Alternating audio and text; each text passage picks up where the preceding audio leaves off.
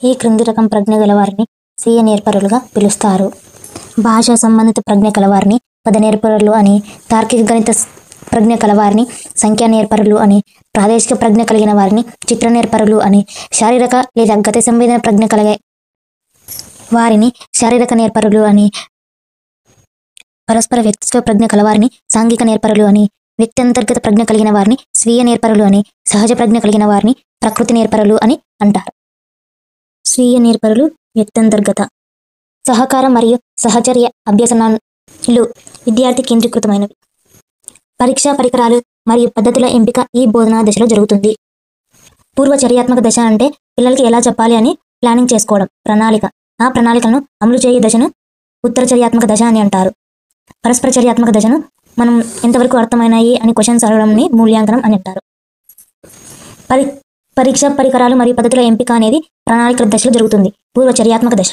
జ్ఞానేంద్రియ వికాసం ఈ దశలో అధికంగా జరుగుతుంది. పూర్వ బాల్య దశ. మెమరీ యూనిట్ దీనిలో ఒక భాగం.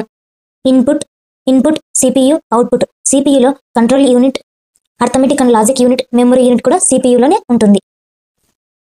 మెమరీ యూనిట్ అనేది సిపియు, సెంట్రల్ ప్రాసెసింగ్ యూనిట్ లో ఉంటుంది. పై గద్యంలో దుఃఖాన్ని రచయిత దేనితో పోల్చాడు? దుఃఖాన్ని శోకాగ్ని.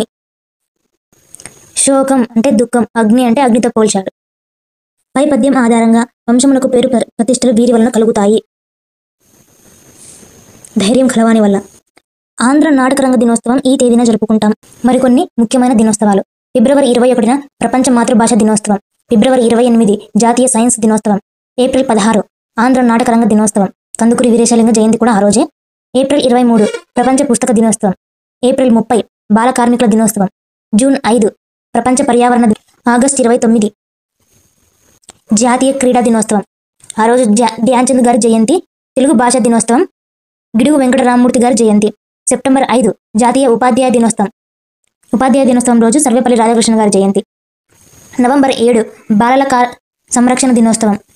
నవంబర్ 14 జాతీయ బాలల దినోత్సవం. జవహర్లాల్ నెహ్రూ గారి జయంతి. నవంబర్ 20 ప్రపంచ బాలల హక్కుల దినోత్సవం. డిసెంబర్ 22 జాతీయ గణిత దినోత్సవం. ఆ రోజు శ్రీనివాస రామానుజన్ గారి జయంతి. ఆంధ్ర నాటక రంగ దినోత్సవం ఏప్రిల్ 16. ముక్తక లక్షణం కలిగిన ప్రక్రియ. శతకం. వితరిణి అంటే అర్థం, దాత. మదనము పదానికి నానా అర్థాలు.